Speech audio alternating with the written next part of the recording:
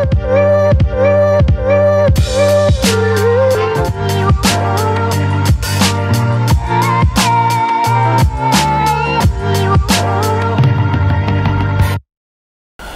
and welcome back teman-teman netizen atau warganet yang saya hormati semuanya. Di konten terbaru hari ini sudah jelas dan pasti saya ingin memberikan preview dari pertandingan Piala Asia antara Timnas Indonesia versus Australia yang akan dimainkan nanti sore.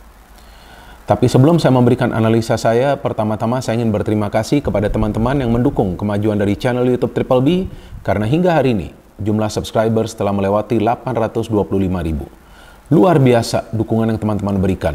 Dan tentu saya harapkan dukungan dari teman-teman akan tetap konsisten. Dan seperti biasa, saya akan selalu memberikan analisa secara logis, pakai akal sehat, dan tentunya fair, alias netral. Maka itu seperti yang selalu saya katakan kepada teman-teman, dan saya ingatkan kembali, bahwa Triple B bukan saja singkatan dari bola bung binder, tapi juga artinya binder bukan bazar.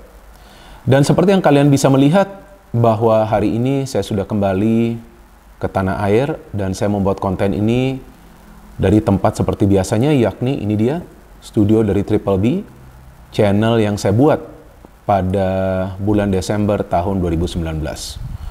So anyway teman-teman, kembali ke pertandingan Timnas Indonesia. Seperti yang sama-sama kita pahami, ya ini adalah sejarah ya bagi Timnas Indonesia bisa lolos dari fase grup Piala Asia.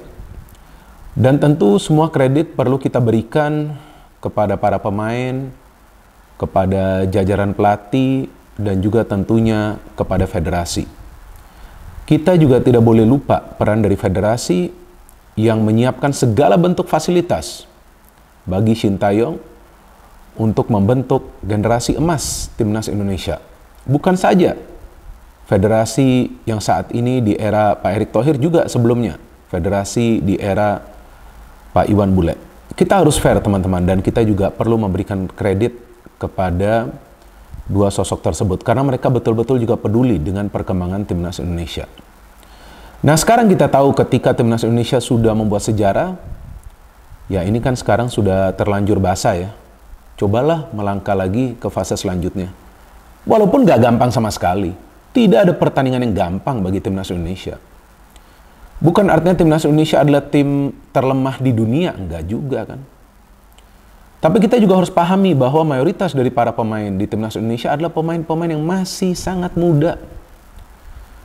Pemain-pemain yang belum punya pengalaman sama sekali bermain di level regional atau level yang lebih tinggi lagi selain di level ASEAN. Kan kali ini kan di level Asia. Lawannya di fase grup Irak ya. Kemudian oke lah Vietnam, sama-sama tim asal ASEAN, bisa menang bagus juga 1-0, tapi kemudian lawan Jepang berat juga kan untuk bisa mendapatkan 1 poin. Tapi jangan cuma dilihat dari hasil akhir. Lihat juga dari segi permainan, nggak buruk sih kalau menurut saya, walaupun kalah tapi fighting spiritnya luar biasa. Ada juga perlawanan yang diberikan. Ya paling tidak kan Timnas Indonesia juga tidak dibantai. Ya artinya Timnas Indonesia juga punya kemampuan untuk bisa bersaing di level Asia. Dan ini adalah tim yang akan bisa bertahan untuk minimal 10 tahun ke depan. Maka itu seperti yang juga saya katakan di konten sebelumnya, ya kalau bisa kontrak dari Sintayong ini diperpanjang. Walaupun saya baca beritanya kemarin dikasih lagi tambahan target, sebetulnya udah gak perlu juga sih. Tambahan target di level U23 jika Sintayong bisa membawa timnas U23 melangkah jauh nanti di Piala Asia U23, sebetulnya udah gak perlu. Ini sudah bukti bahwa Sintayong adalah memang pelatih yang ideal bagi Timnas Indonesia, dan ini adalah fondasi yang dia buat, ini adalah fondasi yang dia bangun. Artinya dia juga perlu menjaga fondasi ini agar bisa tetap bertahan untuk waktu yang lama teman-teman, walaupun itu tidak mudah tentunya bagi Sintayong, karena kita tahu banyak gangguan dari eksternal. Dan saya harapkan kali ini ya kita semua bisa bersatu mendukung Timnas Indonesia. Nah sekarang saya ingin membahas tentang teknis pertandingan dari babak 16 besar ini ya. Nah memang Australia adalah tim yang kuat, tapi jangan salah, Australia bukanlah tim sekuat Irak, apalagi Jepang, enggak. Saya mengatakan ini bukan untuk menyenangkan kalian, enggak, faktanya seperti itu. Karena ya sekarang kita lihat siapa sih pemain bintang di Australia, gak ada juga. Tapi pelatihnya ini hebat, Graham Arnold. Ini pelatih yang syarat berpengalaman, ini pelatih hebat benar-benar. Nah artinya peran pelatih itu sangat penting bagi sebuah timnas. Sama seperti ada Sintayong di Timnas Indonesia. Nah Graham Arnold ini adalah pelatih yang memang mengandalkan compact football. Jadi apa itu compact football? yaitu padat di tengah, rapat di belakang, tapi ketika menyerang, Spartan. Jadi serangannya itu memang tidak terstruktur dari satu atau dua sektor, tapi bisa dari beberapa sektor. Bisa dari sayap kanan, bisa dari sayap kiri, bisa direct ball, dari lini pertahanan, bisa juga variasi serangan yang dibangun dengan mengandalkan umpan-umpan pendek. Bisa juga main dengan umpan terobosan, jadi banyak variasi dalam permainan Australia. Dan walaupun Australia tidak punya pemain bintang dan tidak banyak ya pemain-pemain mereka yang bermain di Eropa, bahkan tidak ada pemain mereka jika saya tidak salah yang bermain di klub besar di Eropa ya. Tapi keunggulan dari Australia ini adalah dari segi teamwork. Nah, itulah yang selalu saya katakan. Jika teamworknya jalan, ya timnas Indonesia nggak akan mengalami kesulitan untuk mendapatkan hasil akhir yang positif. Jadi teamwork dari para pemain Australia ini luar biasa, perlu diakuin. Saya nonton beberapa pertandingan mereka sebelumnya ya. Kalau yang di Piala Asia ini saya nonton pertandingan terakhir mereka lawan Uzbekistan. Ya walaupun imbang tapi permainannya enak banget, itu dilihat lancar. Umpan jalan terus ya. Para pemain dari tim lawan menyerang sudah mereka press di tengah. Kalau pressing di tengah gagal, dari pertahanan ini naik sedikit tinggi untuk bisa menutup ruang bagi para pemain tim lawan. Jadi memang mereka juga punya pertahanan yang sangat kuat. Pertahanan yang lebih kuat sebetulnya dari Jepang dan juga Irak, apalagi dari Vietnam. So, ini adalah tantangan yang sangat besar bagi para pemain dari timnas Indonesia. Tantangan yang akan membuat mereka tentu bermain dengan semangat tinggi.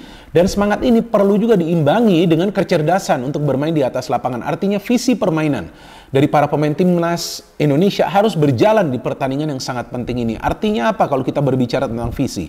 Artinya daya pikir. Nah, pikiran itu harus aktif. Pikiran bukan artinya nanti jadi overthinking ya, atau jadi stres. Enggak, pikiran untuk mengalirkan bola. Bola ini harus dialirkan. Ya bagi ke rekan-rekannya, jangan egois juga. Nah kalau yang saya lihat di 3 pertandingan fase grup timnas Indonesia, para pemain memang tidak egois, tapi masih aja ada kekurangan. Betul kan teman-teman? Kekurangannya di mana? Yang pertama dalam transisi positif, dalam membangun sebuah transisi counter attack. Serangan itu sering terputus di lini tengah. Nah artinya apa? Harus ada variasi serangan.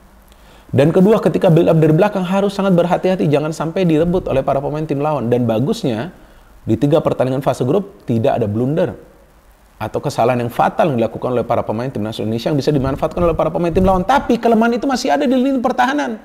Bukan karena Indonesia kemasukan banyak gol.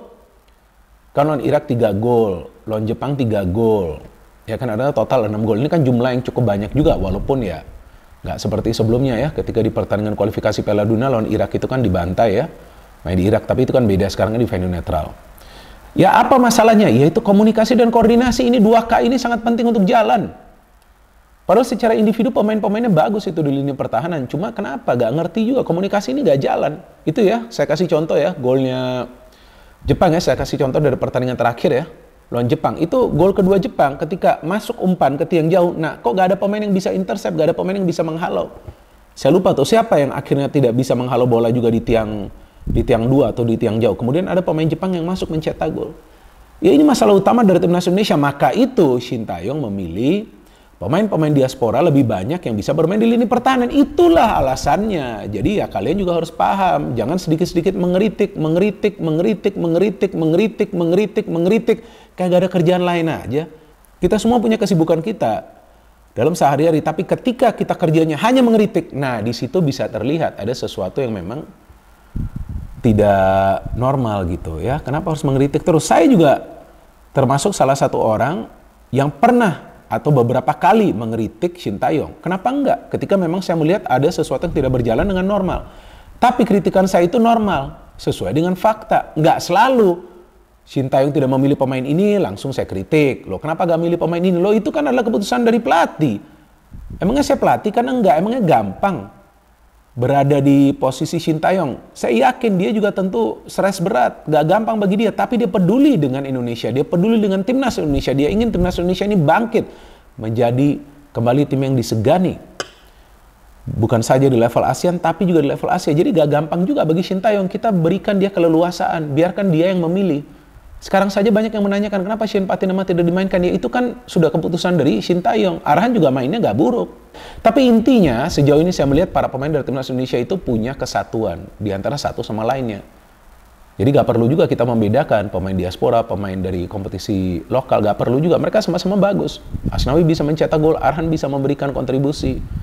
Marcelino yang sebelumnya bermain di Liga 1 bisa mencetak gol, Yakob Sayuri bisa memberikan umpan. So they are all one. Semuanya bersatu. Nah, kenapa enggak kita juga bersatu? Nah, kembali lagi ke teknis pertandingan ini, Australia ini kelemahannya kalau sejauh ini saya nggak ngelihat gitu kelemahan mereka tuh apa. Ya, tapi kalau menurut analisa saya yang saya lihat di pertandingan terakhir mereka lawan Uzbekistan, kalau para pemain timnas Indonesia bermain umpan-umpan pendek, main umpan terobosan, nah mereka akan kesulitan pasti karena dari segi postur tubuh, nah para pemain Australia ini tinggi-tinggi. Jadi kalau mau main bola-bola atas, apalagi di lini pertahanan, wah berat banget. Penjaga mereka juga bagus sih, Matthew Ryan. Di belakang ada Harry Shooter ya, pemain asal Leicester, bagus. Ada Irvine juga di tengah, ini juga bagus. Saya lupa tuh striker mereka, siapa namanya. Ada juga di depan tuh bagus, walaupun dia belum mencetak gol. Nah bahaya nih, jadi mereka memang punya pemain-pemain yang sebetulnya bisa bekerja sama satu sama lainnya. Nah itu yang membuat Australia ini menjadi tim yang memang sulit ditebak permainannya. Tapi timnas Indonesia punya satu keunggulan, kecepatan. Nah, kecepatan ini yang harus dimanfaatkan oleh para pemain timnas lawan Australia. Dan dari segi strategi ya, ini yang nanti kita tunggu juga ya dari Sintayong, apa yang akan dia pilih strateginya. Ini kan pelatih yang bisa memilih strategi yang berbeda-beda tergantung dari lawan yang dihadapin kan. Nah, sekarang kan tentu teman-teman penasaran, prediksinya seperti apa, Bung? Nah, kalau menurut saya teman-teman, pertandingan ini persentasenya adalah 50-50. Saya mengatakan ini bukan untuk menyenangkan teman-teman, tapi Australia juga tentu dengan melihat perkembangan dari timnas Indonesia juga akan berhati-hati.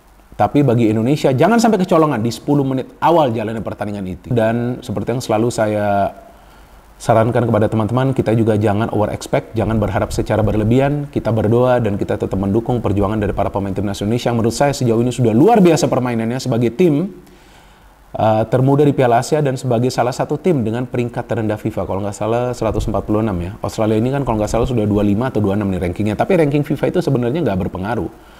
Cuma kan faktanya memang Indonesia, ya kalau dibandingkan dengan Irak, Jepang, dan juga Australia, kan tentu ya berada satu atau dua level di bawah tim-tim ini. Tapi Indonesia sekarang sudah naik level teman-teman, karena Indonesia bisa lolos dari fase grup Piala Asia untuk pertama kalinya. Dan kita harapkan nanti di pertandingan sore nanti ya para pemain bisa bermain lepas. Kalau saya sih inginkan para pemain pokoknya main all out, habis-habisan di atas lapangan. Karena ini adalah momen untuk bisa menunjukkan betapa baiknya mereka bisa bekerja sama di atas lapangan dan betapa kuatnya mental dari para pemain. Jadi mental juga akan sangat penting di pertandingan babak gugur ini. Bahkan para pemain Australia yang saya ikutin perkembangan beritanya sudah latihan adu penalti loh. Mungkin mereka juga mengantisipasi jika pertandingan ini lanjut sampai adu penalti. Dan juga pelatih mereka Graham Arnold mengatakan bahwa dia tidak menganggap remeh Indonesia.